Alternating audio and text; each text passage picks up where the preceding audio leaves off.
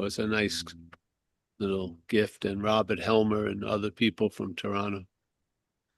Matthew, UK, sober? Yes, good. That's good.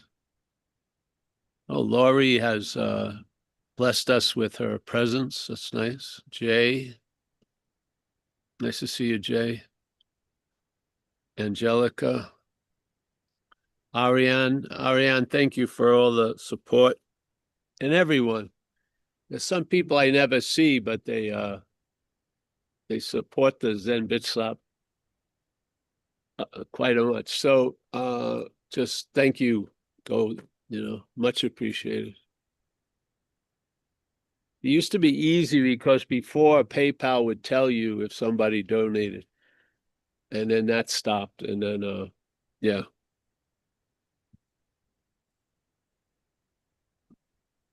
Here's the dog here. She's got 2 babies. Hey, Paul, do you have an Isuzu Trooper? I do. What year is it? A 1990. Oh, wow. We'll have to talk sometime. I've got a 91. Oh, you do? Yeah, I've done a lot of stuff with it too. So Oh, yeah, if you ever definitely. want to Yeah, I'm have any putting, questions or have to get a window regulator. I got to order it. I know where it is. I got to order it on the passenger side front. okay. Yeah, it's I fixed that once on the driver's side and I took it apart. I don't remember if I bought a regulator, but I did fix it. Yeah, it looks pretty. It's straightforward. We took yeah, but we destroyed the ridges on the thing, so we need one. Wow. Yeah. Yeah, Yeah. I got a lot of experience with that. Oh, you do? Great. Yeah. I like it. It's a cool yeah, I like it. Yeah, they're very, very cool. I love the big greenhouse window is. Hang on, I'm at the garden. Somebody's yelling at me. Mm. Yeah, the big aquarium window is very good. Oh, she's bringing them all now. All right, well, let's get going, I guess, in a minute or two. One more. Everyone comfortable? Yes. She'll be out in about 5 seconds. It's good. Chill out. Should we turn you over? You don't want to get a sunburn. Yeah. All right. Well, welcome everyone. It's nice to see you. If you're new, just let us know. And if you have any questions that you'd like for us to riff on, just let me know that. Yeah. If not, I'm gonna wait a minute or two more because I can hear some doors closing. Hey, Rosalind, how are you? You gonna be warm enough? Oh, there you go. Yeah. The funny thing is, at a non-duality meeting, the first priority is the body comfort. Maria's here. Oh, Maria's here. I know. All right. Yeah, we're gonna wait a minute or two. We got some princesses are coming and queens. Yeah. I think I've got to escort them in. Actually, hold on.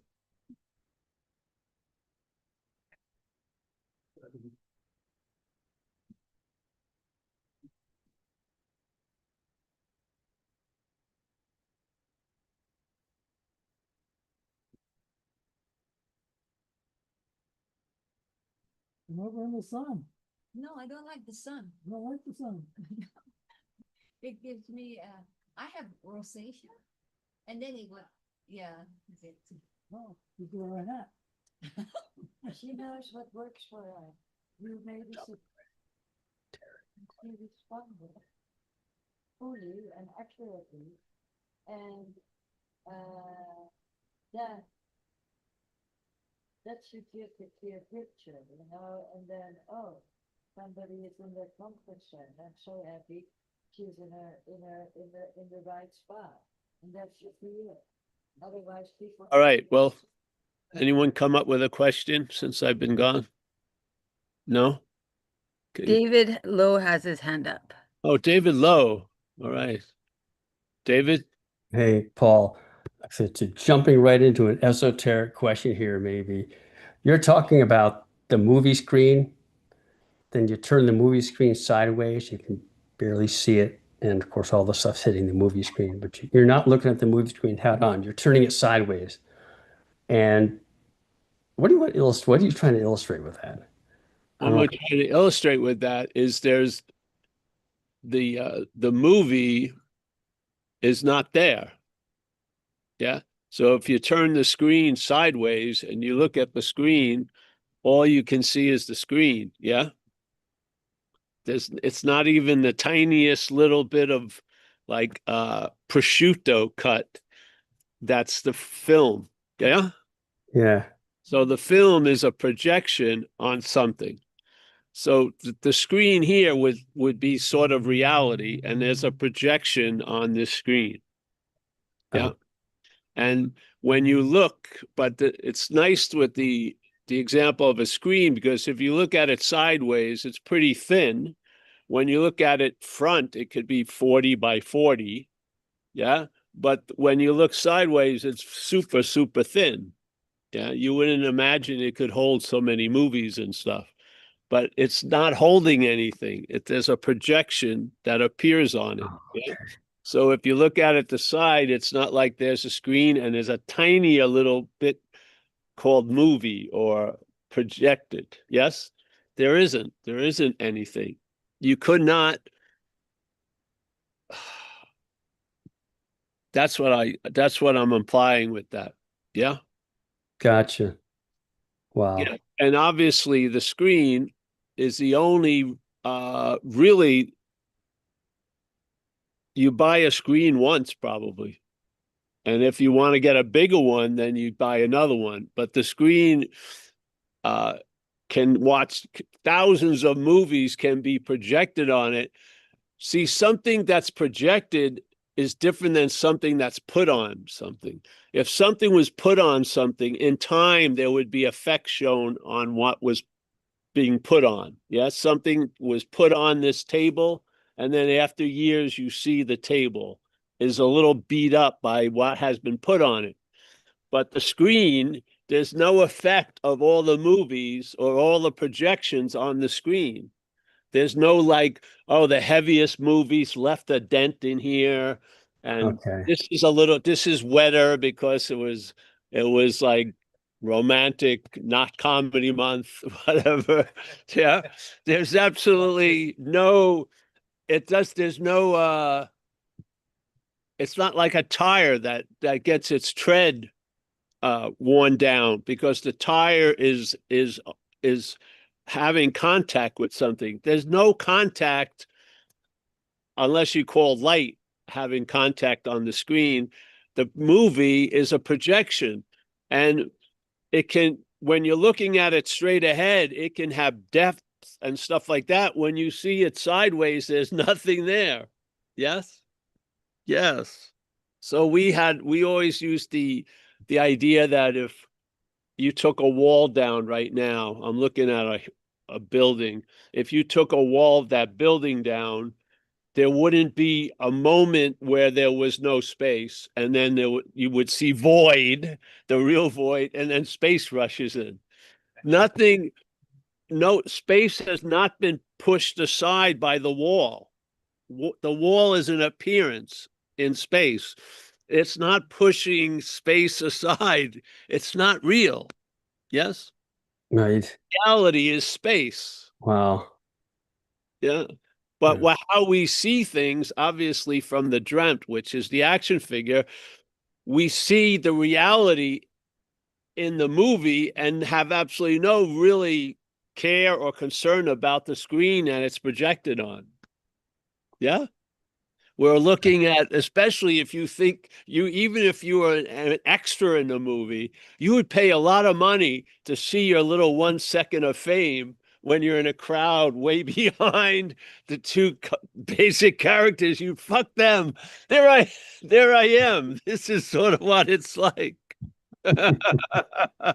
You'll watch a movie for 4 hours just to get the one glimpse of you, and you're not even turned towards it. There's the back of my head.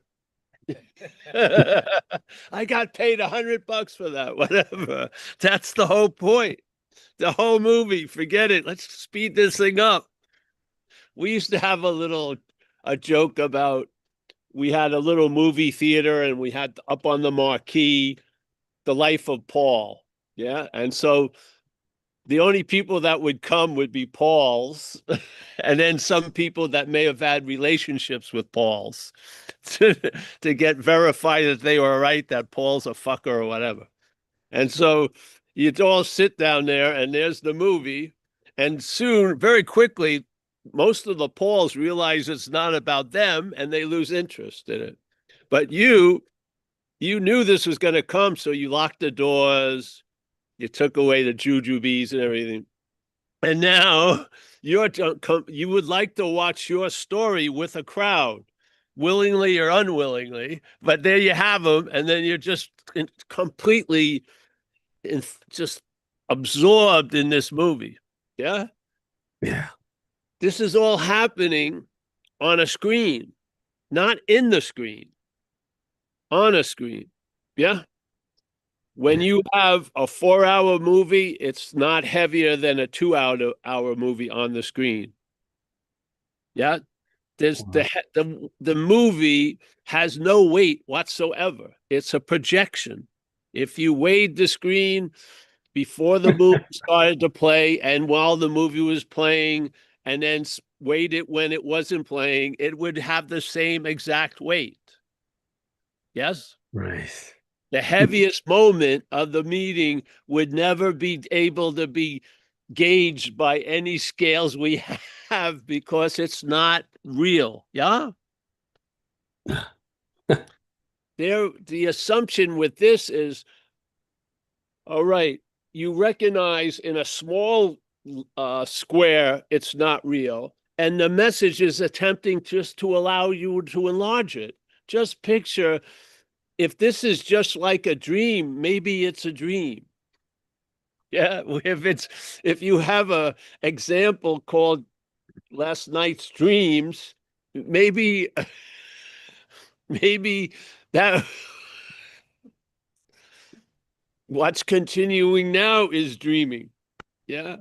And Rama would say this is the awake dreaming. And the beauty about the night dreaming is we have a built-in morning. We don't have a built-in morning for the awake dream. You have to sort of become awake to it.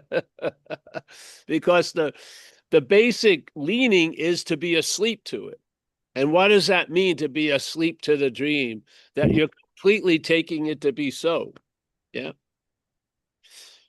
And every moment, probably, unless you went into the Castaneda people or fucking awake dreaming, every moment you were in the dreaming last night, it was as real could be until the morning when you woke up. There's absolutely probably no moment that tiger that was scaring the hell out of you in the dream, while you were still in the dreaming, it had the ability to scare the hell out of you. It loses that ability immediately when you wake up because you gave it the ability. Yeah. The dream tiger has no ability to attack you. You give it the ability. Why do you think we're doing here? We're not doing it. We're not on it as I'm doing it. There's a doing of all this through us. Why would they talk about it as you and I give everything all the meaning it has unless we're the dreaming of it? Yeah. If this was real, reality would impose itself on you. But does it? No. Mostly every person's experience overrides the thingness that it's experiencing and has a subjective experience of the thing. Yeah. So that's why you can have a story of the worst thing that ever happened to you. And then when your head changes, you see it as the best thing that ever happened to you. What was it? It wasn't the worst, nor was it the best. Yeah. It was events happening, deeds are done, but with no individual doer thereof.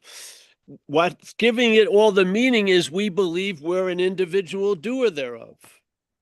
So we give a lot of meaning to events and happenings, yeah, because Buddha countered it with, and there is no individual doer thereof. Why there's so much meaning given? Because it's seen that there is someone doing it and attending the event. Yeah. The So screen's been you're dented. not sitting there observing the dreaming. You're smack in the middle of it right now. And this is the point. Marie, there is no part of Marie that's going to get that there's no Marie. None. No freaking way. This is the point. You get to this solution by futility. You are not going to get, you're not Rosalind as a Rosalind. Yeah, you can get it intellectually. You can go, wow, let me entertain this for a minute. But you're not going to get it. This is the beauty of the message. You're not getting it. As long as Maria is trying to get the message, you're not getting it. Yeah. And then when Maria tries to do a slick move and acts like she's not trying to get it, you're not getting it. The fact is, you're not getting it. The fact is, you do not appear anywhere other than in the dreaming. There are not long-lasting, independent, separate things that are dreaming this. The dreaming is of a long-lasting, independent, separate thing. There's no long-lasting, independent, separate thing dreaming this. This is why the only place where you seem to be a fact is in the dreaming. And then people want to get out of the dreaming, but it's like that balloon, when it leaves this atmosphere, pops. It's an illusory idea. Yeah. So subjective experience is dreaming. If there was a reality, it would impose itself on everyone the way it opposes itself on one. Yeah. Yeah. But something that weighs 1,000 pounds, you will not have an experience that it's 1,000 pounds. Some people will think it's super heavy, just like they're doing now on my phone. It's so weird. You go to the Weather Channel and it tells you it's 63, but it feels like 48. They're just demonstrating the whole dreaming of this place. The fact is it's 63 degrees, but for you, subjectively, it feels like it's 58. This is the whole event. Now, you want to be that which thinks it's 58 to be completely stabilized that it's 65. No. You are not of a fact. You are not of a fact. You're an aspect of dreaming that thrives in the dreaming and nowhere else. We love to believe we're going to reincarnate and we're going to have 30 characters of the dream, but we have never really incarnated. I don't care how long you play the movie, there's not going to be any shadow of it on the screen. No matter how deeply engrossed you are in it, it's going to stop as soon as the light stops projecting. Yeah. The depth that you've given it, it has no depth. Yeah. The meaning that it has been given is because it's meaningless. If it had a meaning already, it would beg to differ when you try to throw your meaning on it. But it's meaningless. It's empty. It's empty. And it weighs as such. When you weigh the screen, when the movie on, it weighs exactly if the movie's not on. There's no lending of any weight to the screen at all. The screen is what it's being projected on. As Ramana would say, the body is an appearance in Big M mind. So Big M mind is dreaming, and what the body is a dreamt. Now we're characterized as the dreamt, but we want to say we're the one that's dreaming. No, this is the dreamt. In time, it's too late for you. It's too late. Only in timelessness is the freedom. in time, you've already been manufactured. So all your feelings about everything is dyed the color of this action figure. There's no bit of you that is before this, as this, but there's a massive presence that is what we are before this, but it's not you. As the Course in Miracles puts it very clearly, what are you but the active denial of what you are? What? Yeah. You go to anyone today in Novato or any spiritual group and you ask them, hey, come on in. Nice to see you, huh? Haven't seen you in a while. Hey, guys, take in Amelia's somewhere. She'll be out in a minute. And where was I then? Have you been following me? What was I?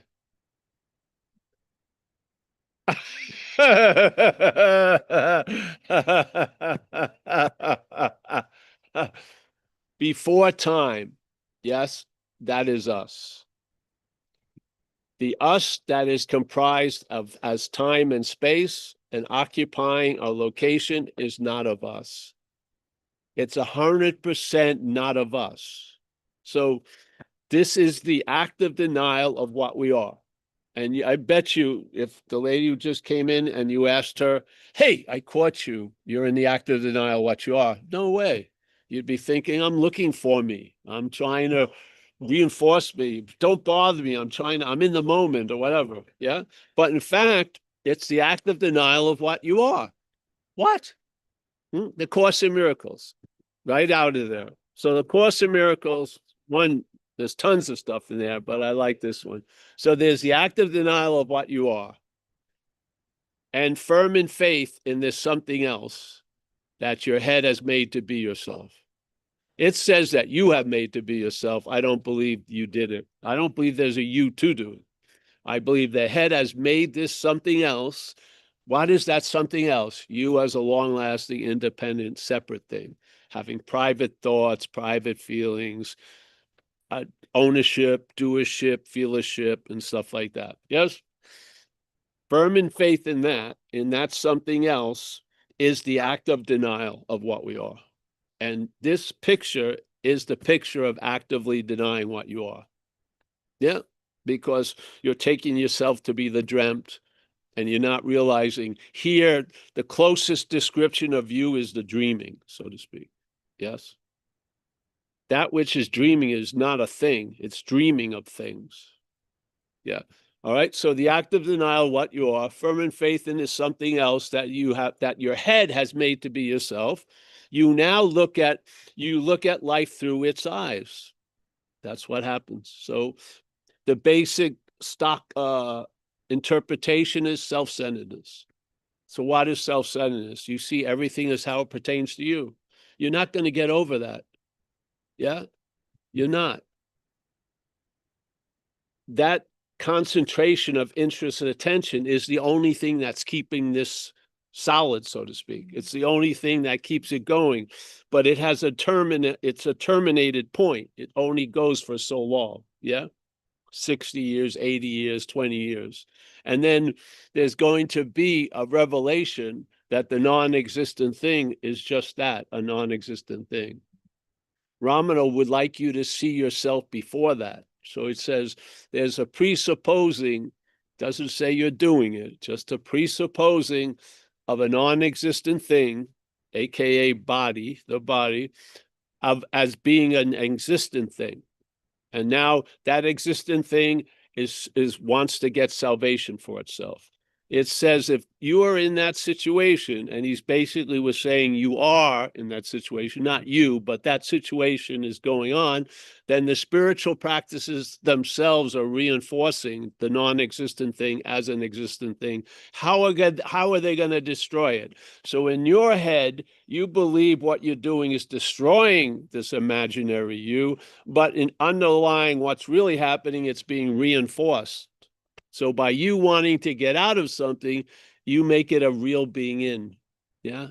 And there's no way in hell you can shift that around as that which is doing it, that which is being used it. So the futility of non-duality is the hallelujah. Yeah. You just give up the ghost. If you're waiting for the head to get with it, it doesn't get with it. It has no understanding. It has a myopic view. The only way it can imagine a panoramic view as an adjunct of a myopic view. Yeah. The myopic view getting bigger. No, the panoramic view is completely different than the myopic view. The myopic view has this as the center. The panoramic doesn't. Yes. Now, this that is centered in a myopic view is not going to see panoramically, no matter how much fucking ayahuasca and shit you do. You may have events and experiences, but where are they 3 weeks later? Where are they? Yeah. They don't seem to gain any traction because once again, the revelation that the sheep is a lion has now been commandeered by the sheep programming, and now you believe you've experienced yourself as a lion. You were once a lion, and you're gonna be a lion, all the while being a lion. There was never a sheep. There was only a sheep programming. Yes? So many of us have gone to this roulette table or whatever, and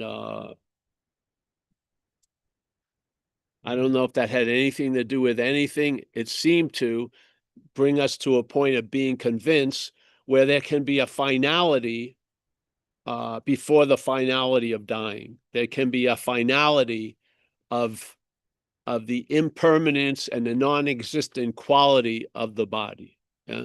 So suddenly, and the funny thing is, the body does so much better when it's not seen as the chariot of the gods. Yes, if it's not seen as I can perfect myself. There was a teacher, we know someone who was with them a lot.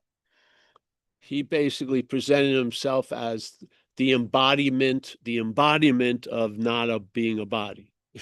So, but he seemed to get surprised by a heart attack. You would have thought that he would have known he was going to pass away, but he didn't. He had a heart attack, dropped dead. There was no plan, ceremony or ritual. It seemed like he got caught, he got surprised.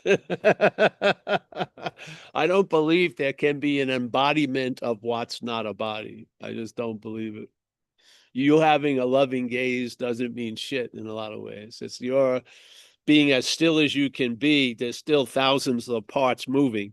We're not talking about a physical stillness. We're talking about a stillness that comprises all the space for every and any movement that ever happened. That kind of stillness. Yeah. So, yeah. It came over me. I would have loved to have been advanced. I'd much rather go to advanced stages. I would. Yeah. But the funny thing with non-duality, there's nothing new in non-duality. It doesn't matter how many legs you paint on it or how much lipstick you put on it. It's still a snake and a pig. Yeah. And that's the greatness of it. Yeah.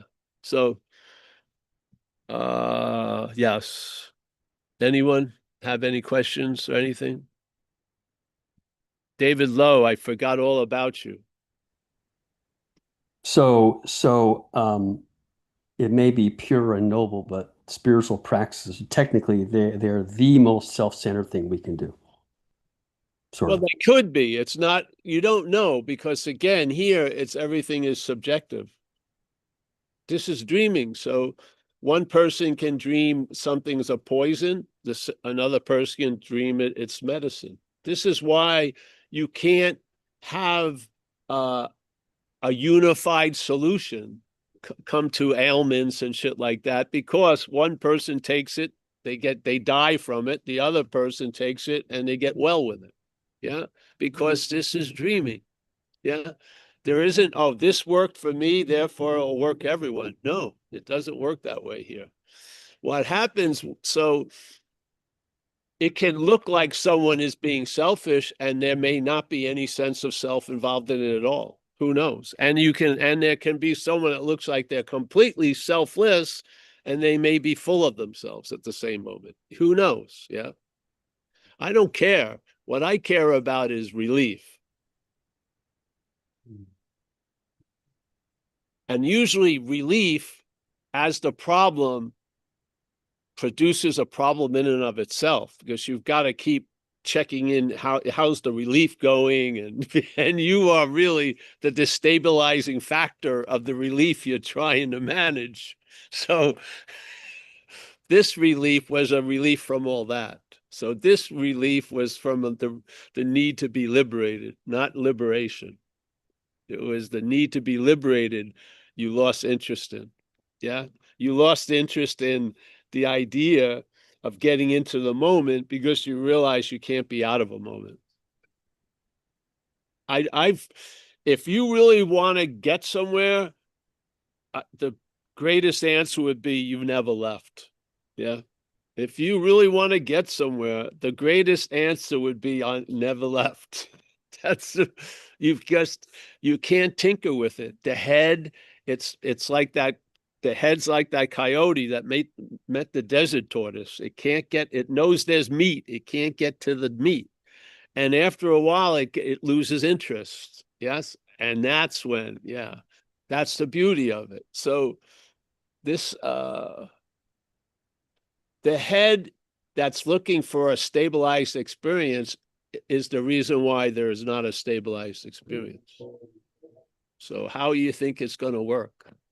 When that which is stirring the pot, making the surface unclear, you're going to convince that thing to not stir the pot.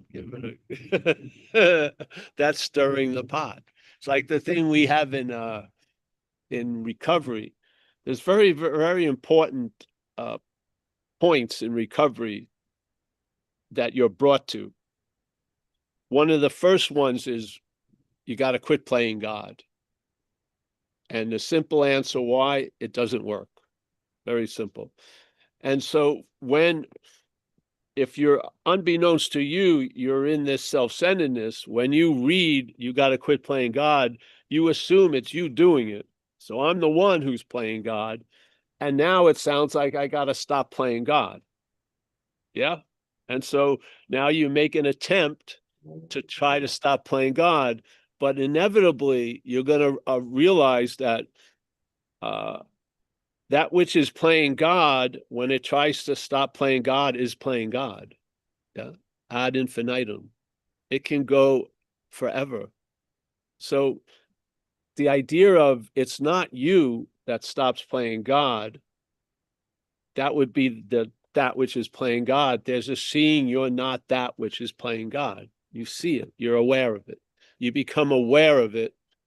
Maybe you have been aware of a lot of it, but the one little percentage you needed, you finally see, and you realize the foreignness of that which is playing God. And your quitting playing God is really losing interest in it. That's what happens. It keeps playing God, but it doesn't have the production value that you presented. It doesn't have the subjectiveness that you presented. So you can see through its production because the finances have been withdrawn. You've lost interest in it. Yeah. So it continually tries to play God, but now its field of play has shrunk unbelievably. Yeah. It can't get up to what it would like to get up to because it doesn't have the ways and means. It was determined by you and your interest in it that gave it the juice that it used on you, so to speak. So you lose interest in that which is playing God. Yeah. The same thing.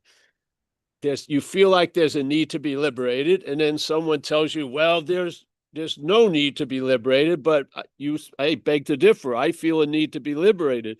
Then you see that you're not that has the need to be liberated. And that's the freedom. Yeah. So when you see that drive or reaching for liberation or freedom, and you see it's a movement not coming from you, it's a mental movement, which is rooted in a terrible misunderstanding that you are already what you're looking for. It doesn't see that, and it ain't going to see it.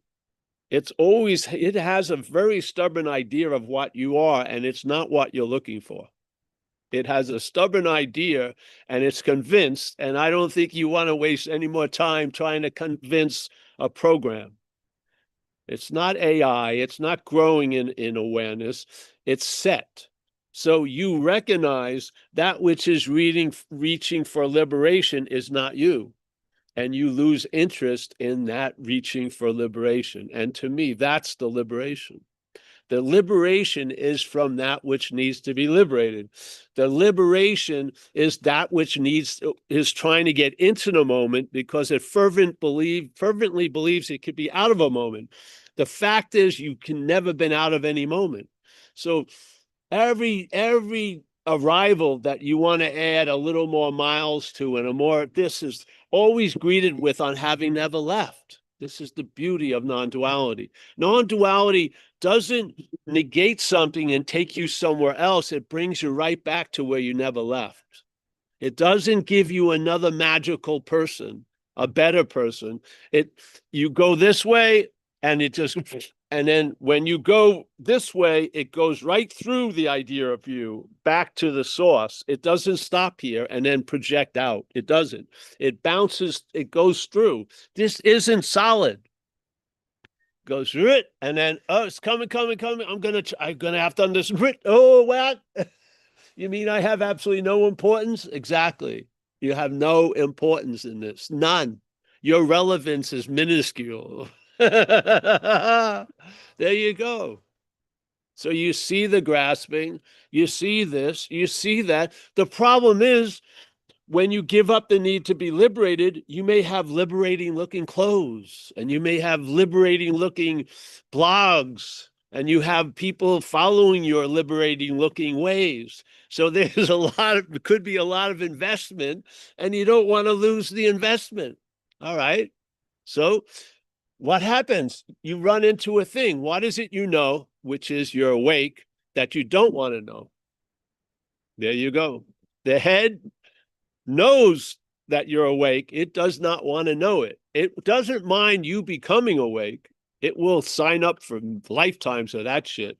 But the instantaneous rebuttal of all of its story that you are awake is fucking very off-putting to it. It's very upsetting to it. That's when the golden oldies really come up. Well, what about never being loved or what? Just shit. You'll see that it's going to bring out the big guns because it sees the no need for liberation as a huge threat. Yes. So, and you're going to be your final arbiter. There's an authority in you. You don't have to call it you, but there's an authority in all of us, and you know. There's something that there's a knowing of that the head does not want to know. That's it. Yeah. Now, if you lose sufficient enough interest in the head, its nay vote on all the things that come up has no weight anymore. Yeah. You've taken over the shareholders thing. There's enough of you are on the side of this, and that can. Yeah, so you lose interest, and you lose interest in a lot of stuff. You do. And that interest doesn't come back to those things. It comes back to what you are, and that presence that you believe you have to be in the right setting, or you got to take the right thing, or you've got to be wearing looser clothing, that point is going to be ever presently available. Yeah, it's not special. It's so special, it's not special. Yeah. And now the presence that you were trying to arrive at by using presence to get somewhere, that presence isn't being used for that anymore. And now it's just emanating. And then maybe your basis of life will be satisfied and content instead of irritable, restless, and uncomfortable. Yeah. It's something, this in time has to start somewhere. In time, there's a starting somewhere. That would be called the basis. The basis of trusting the infinite rather than finite self. That's basically what changes. Yeah. And the conditions that go with what basis you're on will also change. You won't change them. You'll notice that they change. And so you will start feeling content and satisfied. And then all the way you see things is going to change because that tightened, stressful lens that's been put on everything gets lifted. And you get more of like a, you know, when they don't focus on anything and it's like a blurred out, it's pretty cool in a way. Or like gazing instead of looking, you know, there's more of that, less looking, because you are ultimately what you've been looking for. And how the looking was used was to deny that. So now you're looking in a new way. You're not looking for anything, and you see a lot of, yeah. I think it works for me. And I believe satsang can be sufficient enough to receive the news and to reinforce it. It doesn't make the news. You're the news. But it has the ability, I feel, to produce effects without you doing anything.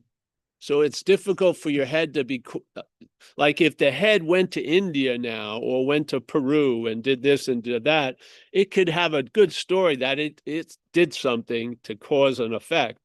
But when you're not doing shit and there's effects being caused, it's obviously you don't have much to do with it. You're an observer of it. You're observing it and you're the expression of it. You're not the cause of it. Yeah. And that's a good groove because that gives every time there's going to be that stress, arming, controlling, managing, it deflates quicker. Yes. You just deflate. Yeah. Where before it would it'd have to blow out some steam. Here it just deflates. Yeah. It's working. And I believe in satsang because this is how it happened with me. I listened and I felt and things came to some conclusions.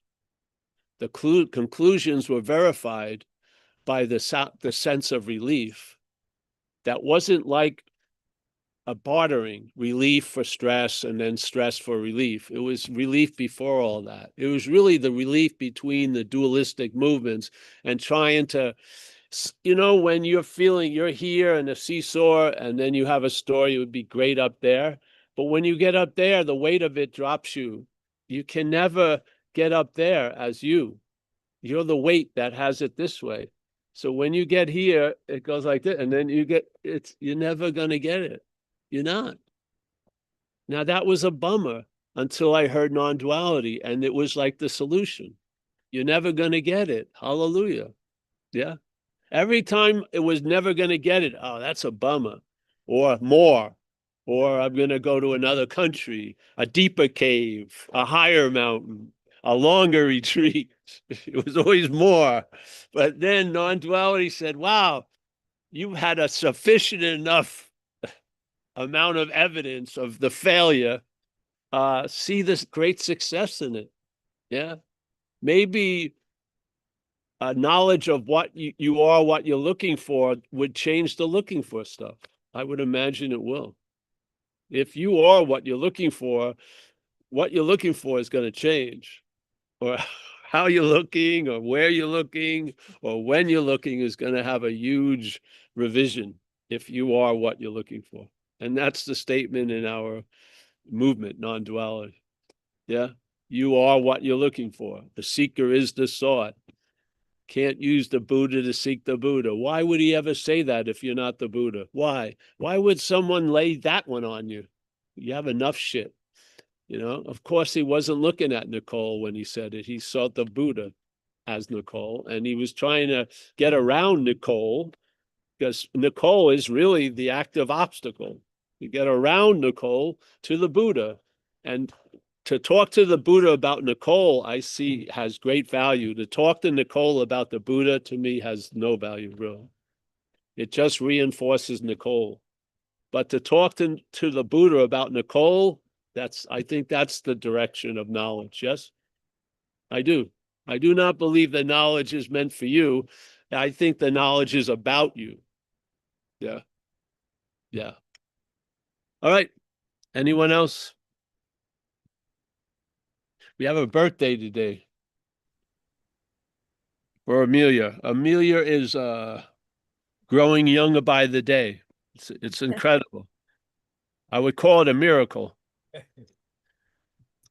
She's now 45. I met her when she was 47. Pretty incredible. Impressed. Very impressed. She's getting younger. Yeah. So anyone? Well, we're gonna Hey, close Paul. up to the It's yes. Matt from the UK. Oh, Matt. Yeah. Happy birthday, Amelia. Yeah, she's in I don't know what she's doing. Dropping another year. Yeah, she'll be 44. Hello, everybody else. So last weekend it was Father's Day here, Yeah. and that coincided with my dad's 80th birthday. Now, my dad suffered with dementia for 15 years, and he's pretty far advanced now with it. And I found it very difficult with my dad because when I've looked at my own recovery, his illness has sort of been a factor that led in some ways to me drinking to excess, just coping with that. But I had such a surreal situation at his birthday party last week where we were all sat there, and my dad has now gone full circle from, you look at how life starts out in the first 3 or 4 years, you've not developed that sense of self.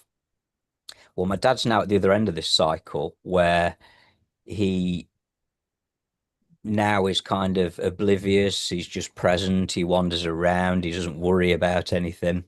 And it was just so interesting to see. So we're at this birthday party, and I look around at the rest of my family, and it seemed that everybody else was sort of occupied. Everybody else was worried about my dad. Everybody was worried about the day going well, about buying him gifts.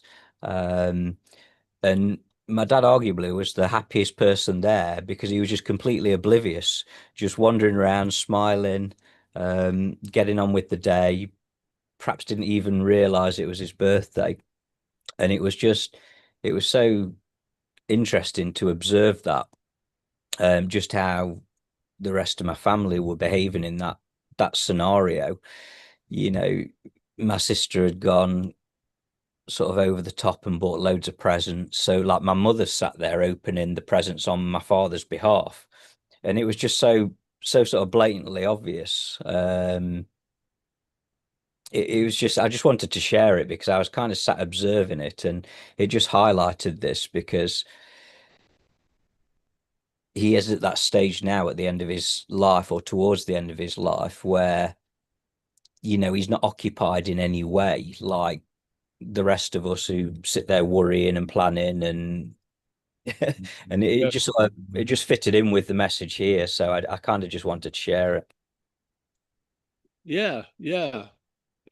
Well, you have the eyes to see it, so you noticed it now. Yeah. This message does that also. It points out stuff that you used to notice but never emphasize, and it emphasizes stuff. Yeah. If you're not if you're empty, you can respond to whatever happens. Yeah. But if you're when the head is occupied with what's not happening, it causes an inability to respond to what's happening. Yeah.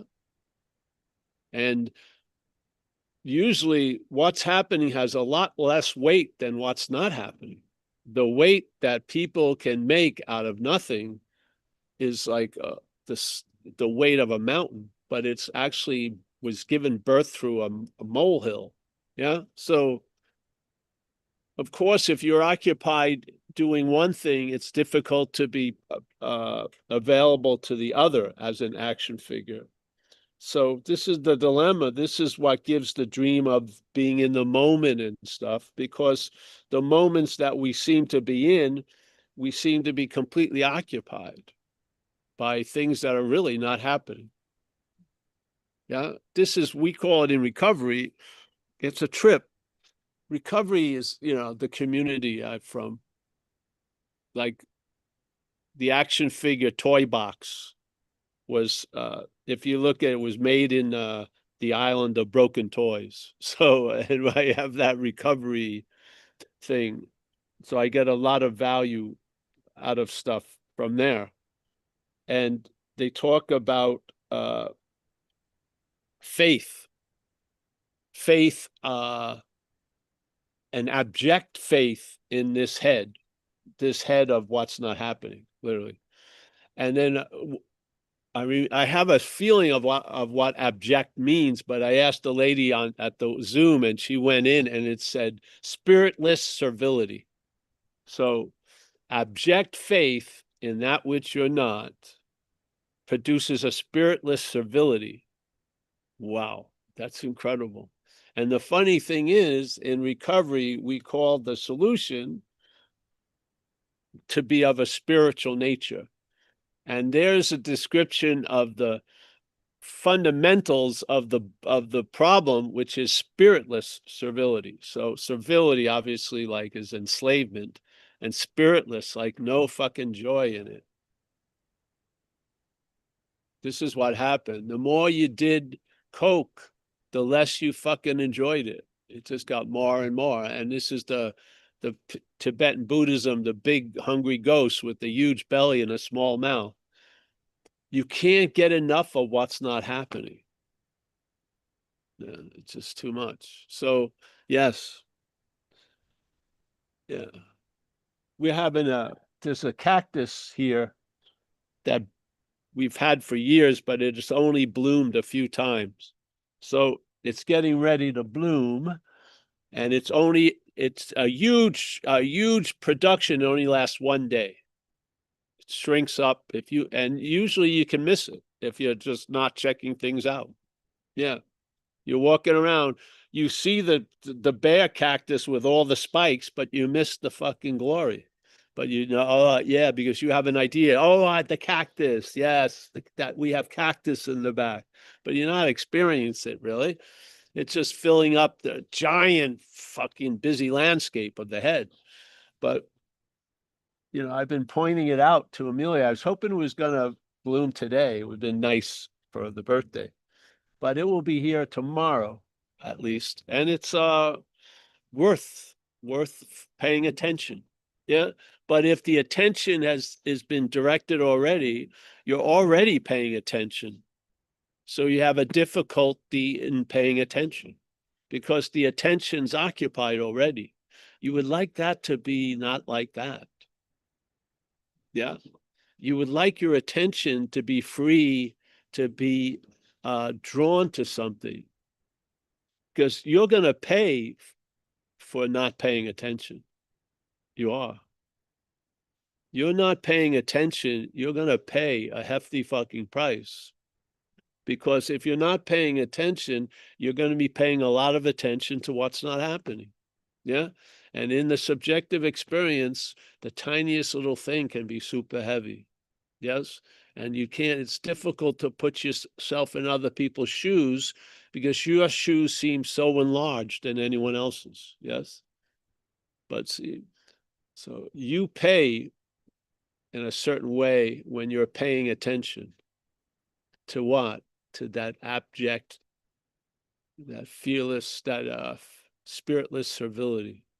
That's what you pay. The head will enslave thee, constantly presenting a brighter light. Yeah. Yeah.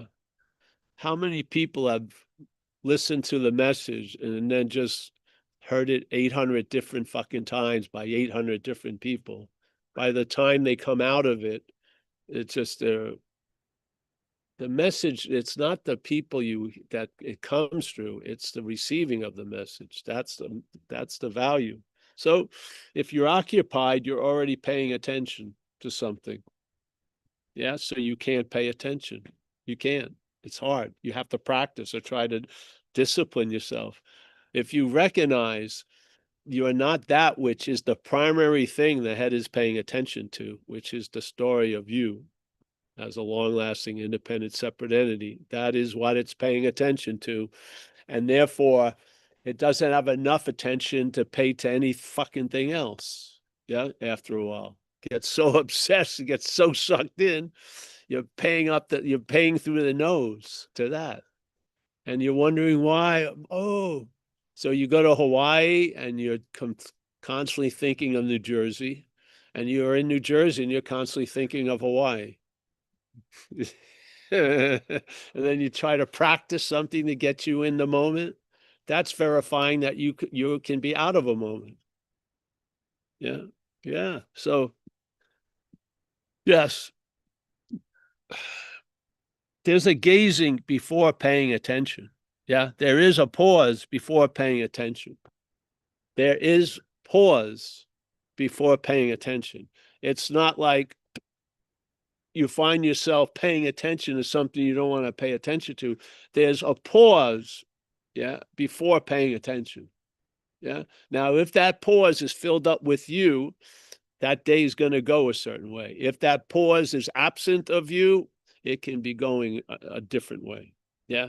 And you may be directed to what to pay attention to that day. And you'll be very, very happy that that new consultant is directing the attention, because it starts to get rewarding, and it's an inclusive thing. It's not I win, you lose. It could be a win-win.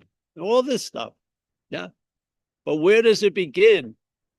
It really begins at the pause, not at the you who pays attention. The you who pays attention is of time. The pause is not of time. I would say that's where we start before any paying attention occurs. Yeah. Yeah. I believe non-duality can allow you to recognize that that is the established point. You are not of time. You're not of thing.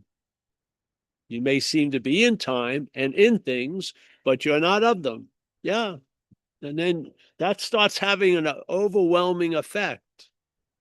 And your day may really enrich you by what you pay attention to. Yeah. All right. This is not a practice. It's not you. I'm now going to pay attention to not you. That's you paying attention. Now, just observe it. Hear satsang, see where it goes. Yeah. And then where it takes you somewhere, check it out. Yeah. All right. Anyone else? Anyone here? We have Tim We have Tim. to Hey. who's with his hand up. All Hey, right. Paul. Tim. Can you hear Paul?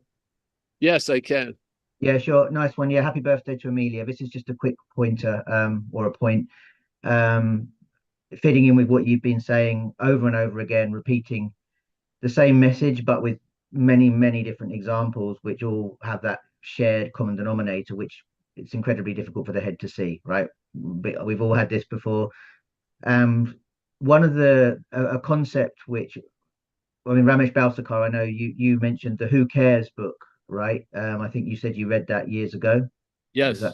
Yeah. I had a copy of this recently, and it's I don't remember it at all, though. yeah. Well, that's beautiful that you don't, because that's probably. But Ramesh is he just talks about the three-dimensional object, which means that we have no volition. We basically are nature, nurture, neither of which we had any say in, but we take ourselves to be that which is the one doing everything. It's the events happen, deeds occur, but no individual doer thereof. Pretty much that's what he says over and over again. And thy will be done. That's basically that book is thy will be done. And the one thing I wanted to speak to, Paul, is this idea when you say self can't get out of self, and the more you try something or the more efforts you make, you're just reinforcing the sense of individuality, the individual sense of self, comes down to grace, which the acceptance has to be that if the grace comes, grace is always there, but grace has to flow through you to the point where you are able to surrender. The wanting to surrender isn't going to help surrender, right? So it's accepting that if grace doesn't come, or it's impossible for the individual to surrender, that is the acceptance. And I guess this is where I've got caught up a little bit over the years, which is this There is no one to surrender. I get it intellectually, fine. I accept that I'm never going to get it, fine. And yet it's something that the heart just doesn't quite get on the same page as the head. That's, I don't know if that's of use to anybody. I'm sure there are many that will probably be able to relate to this idea of understanding it. I've got it. I know it. I could talk about it. I could help many others, but it's still fake because it feels as though, or the one that feels it's not true is the one that's not real. And I know that's the, so I've just answered my own question again, but it Yes, wasn't even a question. It wasn't a question, Paul, but I just wanted to share that with you. But you thanks just did again. that. You just did. See, let's say you Yeah. feel like the circle has gotten large enough, Mm. but the circle can always expand. And then the place you once were, when you're being moved farther out, the head claims to be the one who saw it. Yes? Sure. Yeah. And so now wherever you seem to go, it's going to arrive a little later and say it's there. Yeah. Everything. It's just mechanical.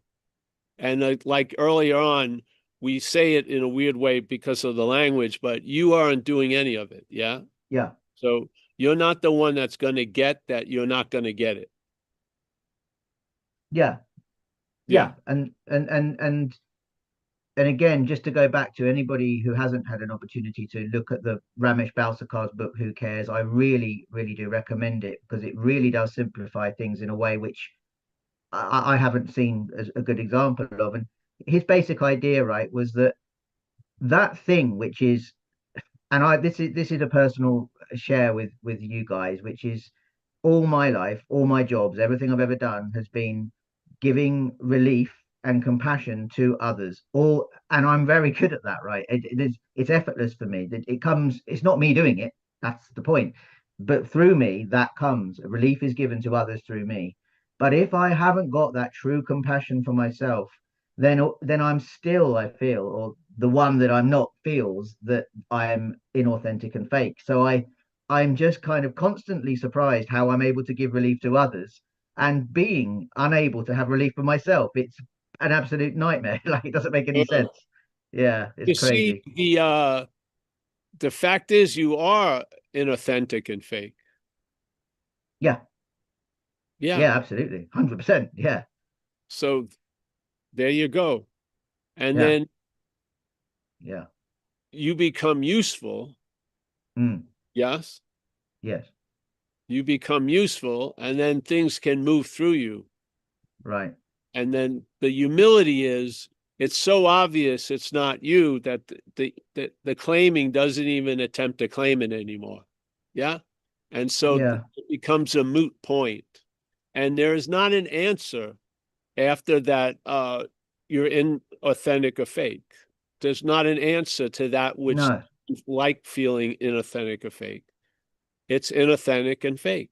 it just seems incredible to me that it's possible to be able to genuinely help and explain things. I mean, whatever it is that I am, I have, it comes through me that I can explain stuff that gives relief to people. And I Yeah. see that relief. And I'm like going, while I'm saying the stuff to the person, I'm feeling, yeah, I get it. This is real. This is true.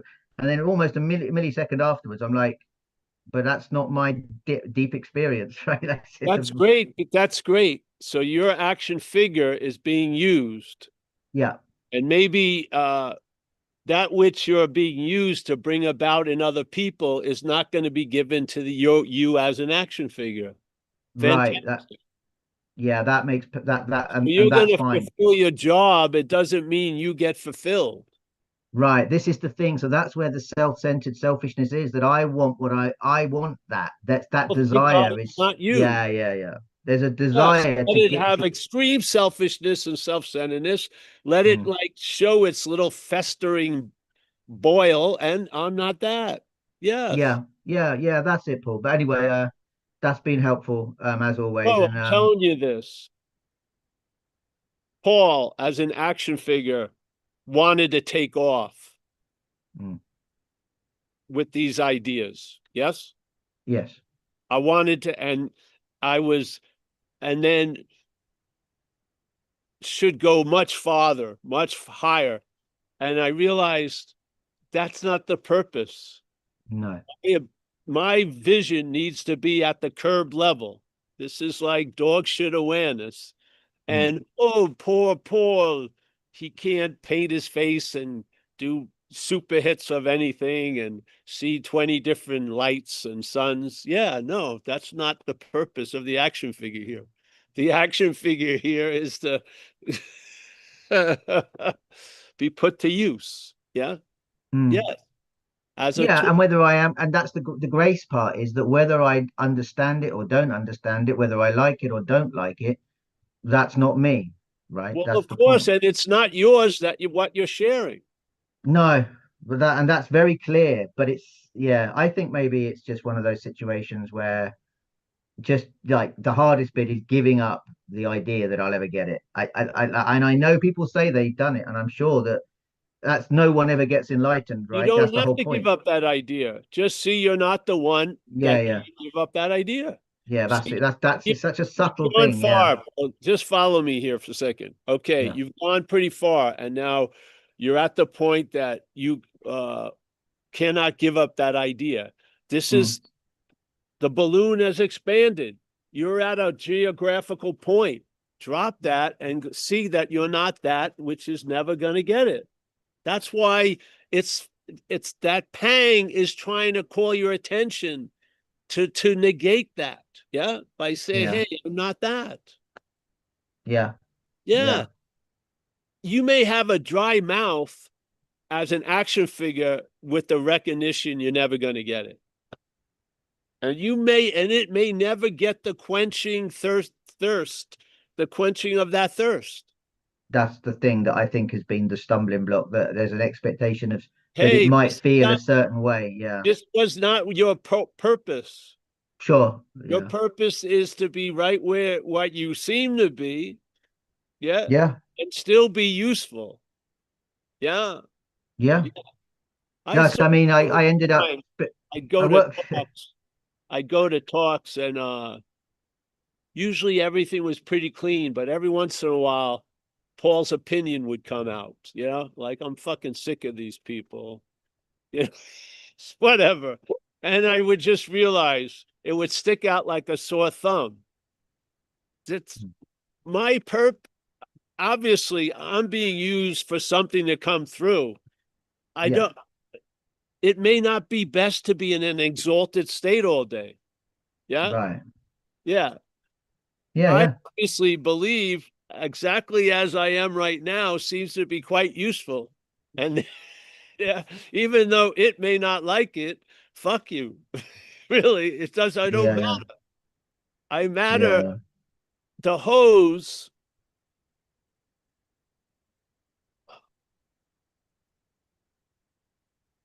in the delivery of water, the hose is playing a secondary role. Yeah. yeah. Mm. The hose is never going to be the water that moves through it.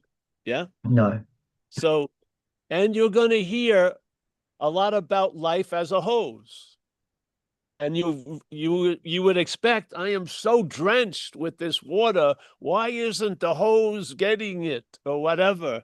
It's not supposed to get it because the hose has to keep its plasticity. It's being used for something. Yes.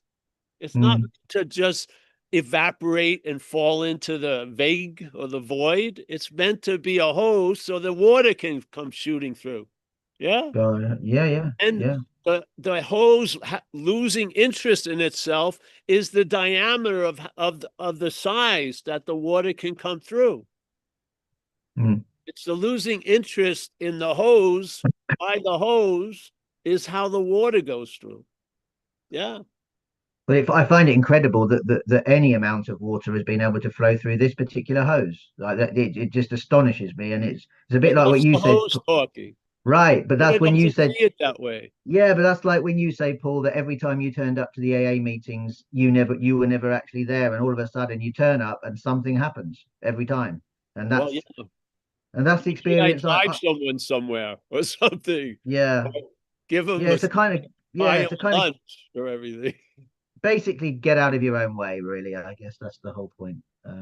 Yeah, but no, Well, thanks, see Paul. that you're not that which gets in your way. Because I know.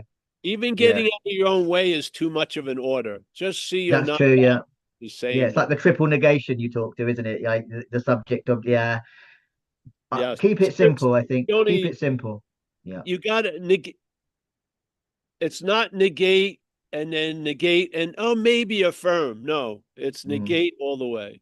Yeah. Because Yeah. Yeah. whatever you see coagulating and now speaking its opinion and Yeah. ideas, you're not that. Yeah. Yes. It's just letting go of the final little bit, but I'm not I'm not the one that can do Don't that. So have to that's let go. You are the final. yeah. You are the final. I know that's the final. There feels like there's a final stumbling block for the I'm gonna action come figure. in there and I'm gonna have to send you a Zen bitch slap, bro. Let me see. Yeah, yeah, I think so. Yeah, Okay, I'll there take. you go. I put it down. Okay. Where's my secretary? Remind me, Tim needs a big motherfucking Zen bitch slap. All right, Sure, I really do. I've been it's in the slapping mail. myself All for a right? long time. You're gonna feel it. Just remember. Oh, Yeah, I think I just felt it then slightly. So thank you. that's okay, Tim. We love you. You're a lifetime member. Zen Oh, bitch. bless you, Paul. And yeah, have a great birthday. And I hope the cactus blooms at the perfect time. Yes, yes, whatever time it is, it'll be perfect. Yeah. Hey, Okay. thank you, man. Nice to see you. Take it steady, Anyone Bo. else? So Bye, buddy. Sean does have his hand up here. All right, Sean, come on in. Hey, can you hear me? Yes. Hey, Paul, thanks a lot for what you do. Really appreciate it. I follow some of your other channels with the AA stuff, which has been really helpful for me. I've been kind of doing this work for quite a while, just following different teachers, and they all kind of lead to the same thing. It's just the the the talks change, but the fundamental is all there. It's just trying to shape it in a different way so I can kind of understand it a bit better. And I think I struggle with the separation of I understand the thinking apparatus is my thinking apparatus is a broken machine that goes on pretty much all the time. And I'm kind of trying to dismiss it as this errant puppy, which is just all over the place, and I got to keep conditioning it to. Can I just step in there again? You're not Yes, that which is speaking as you right now. I get that. I Trying get. to make it a puppy. That's not what you are. That's what you're not. Trying to tailor something to fit it. Yeah. Let So, it so let itself out. Let that thumb stick out. Just look at it. Yeah. I guess that leads to the thing of where my higher power gets involved in my thinking and how much. Before. How do I know when it's my higher power's thinking which works in my life and it's my broken ego? I would say higher power thinking won't be seen as thoughts. Yes. It will be direct. It won't come as a thought. Yeah. And you rely on it. And usually it tells you before the thoughts try to tell you. And if you gamble and you go with that which is before, you'll see it works. And the action figure will come to a point where it's going to rely on something that's more reliable than the thoughts. Yeah. And now you're going to travel lighter through the thoughts instead of trying to travel lighter as the thoughts. Yeah. You'll travel lighter through the thoughts. And actually, the whole thought system can be turned from a newscasting channel into a comedy channel. It's amazing what can happen. So now the thoughts are bringing a lot of entertainment when they were shitty bringing news. Yeah. Now they're bringing entertainment. It's incredible. So it's like, you remember Colbert had a show, the Colbert Show? Yeah, yeah. Where he played like a right wing. I wish he still did it. It was awesome. And he stayed on point that people would think that it was really this guy and this view. That's what happened in the head for me. The head was like CNN news flashes, a lot of news flashes with lousy stories. And then it turned into Comedy Central. I had no idea, but I just watched it, where as a satire, it's fucking incredible. As real news, it's not to be followed, but as a satire, it's worthy of a lot of attention. So you may not lose attention in the thoughts, but what the thoughts are seen as will be different. Yes. Yeah, that's a surprise. Like people, I've got to not have any interest in the thoughts. No, you may still have there still be interest in thoughts, but now it's going to be a comedic interest, which is who would have ever have thunk that, really? Who would have ever thunk in our head? It's like no thoughts or whatever. No, you're just going to see it as comedy. What? Now that to me is out of the box, completely out of the box. And most of the stuff that has come through before thought you would have not been able to fit it in the mental box. You wouldn't. It changed the whole geography, or how you on one big level, things became inclusive instead of thinking exclusively. Yeah. I was at the effect of it's either this or that. I used to have it with surfing. Either I'm surfing or I'm working. Then I realized I could surf in the morning and go to work in the afternoon. Priorities were still there. Surfing first, but I did it in the morning. And then I had a paint company, and our motto was never too late to start to paint because we'd start at 1 in the afternoon and I'd still get jobs. This stuff started to happen. It has to be this way. No, it doesn't have to be this way. Yeah. And there's so much space before thought. We're right now in it. Satsang suspends thought quite a lot. So I've been in a thought-free zone for the last hour or so. It's like the best spa of the day. You don't need the hot tub. You don't need this. It's just like, wow. Yeah. And when you get relief from thought, when you go back to it, or it seems to come back to you, the relationship has changed. Yes, yes, yes. I don't remember anything anymore, ever. Thoughts. I don't remember any thought that often.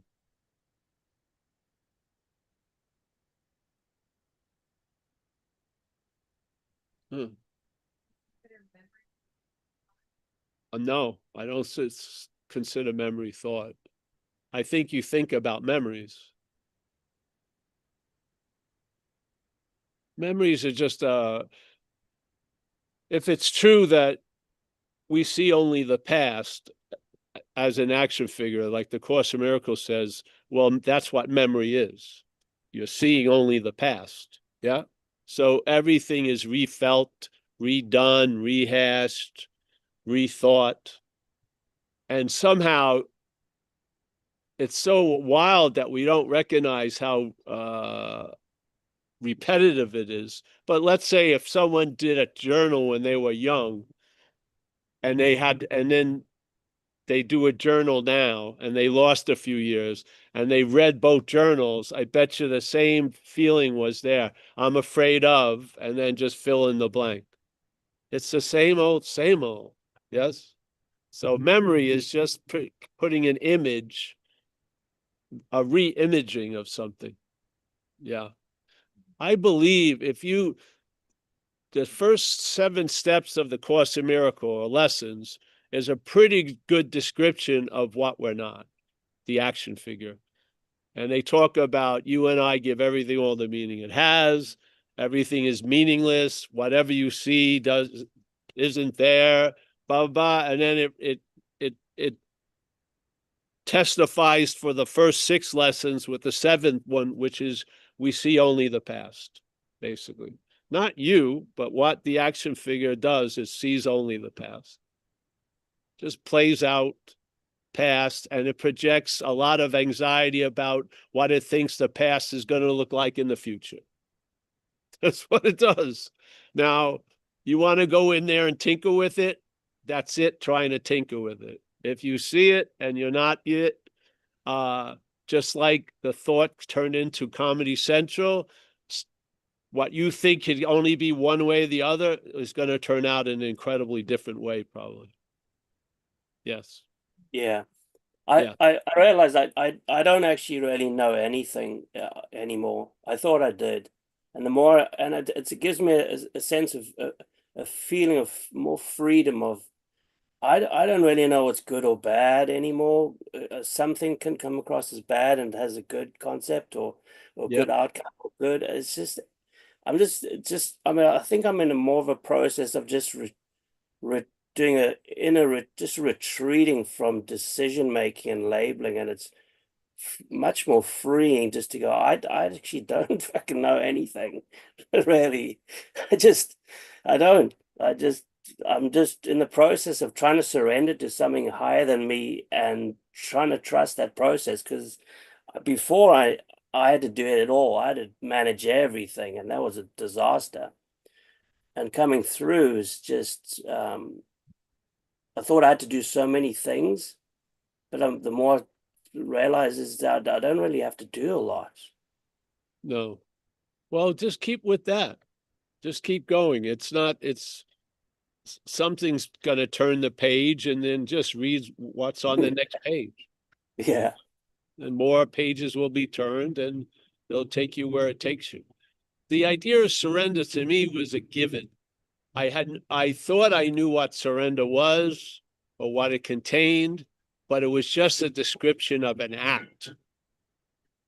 I was given the gift of surrender when I got struck sober. And so now I can mimic surrender because I know what it is here. Yeah.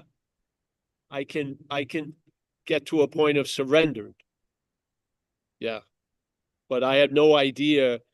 I thought, all right, surrender means give this up, but it was more of I wasn't catching the real life and breath of what surrender is. And I think it can be different for everyone, but I got stamped one way, and that way became a currency in the rest of my action figure life. Yes, is surrender. To me, it's the most valuable bill in the currency of an action figure life is surrender. Yeah. So you'll know it when it drops. Yeah. Yeah.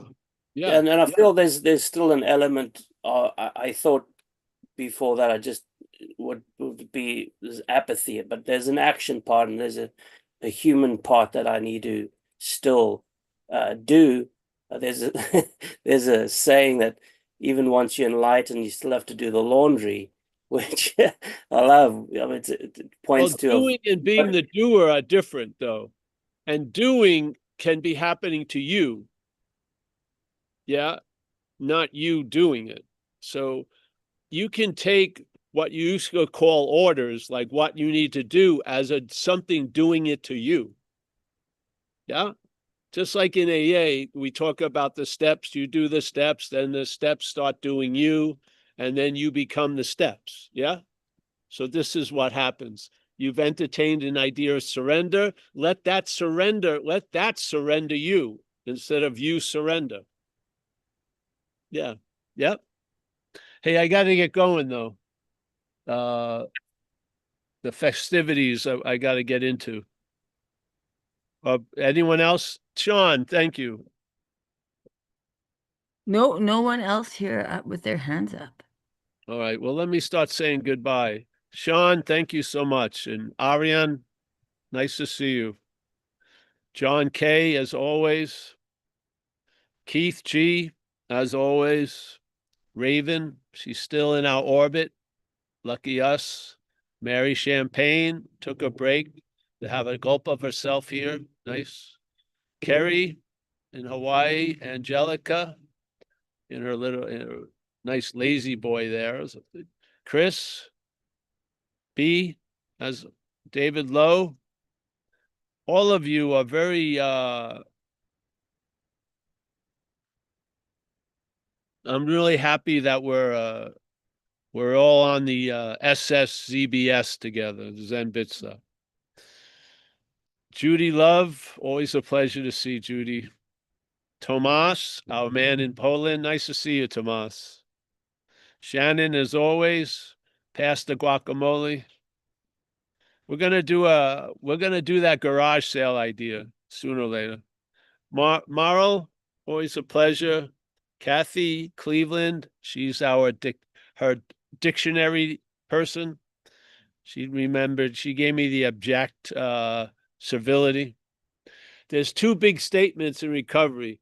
One of them is pitiful, incomprehensible demoralization, and to me, spiritless servility. They are the most descriptive statements of the bondage of self, I feel. Roman Mueller, always. Michael Clark, Mexico. Martin, Matthew, UK, we're sober. Vlad, Portugal. Jamie, nice to see you, Jamie. Chris H. Let's see. I think we got everyone. Thank you so much. Hey, have a lovely day. We'll be back here. I guess Tuesday. Yeah, it's pleasure to sit with all of you. See you soon. Adios. Yeah.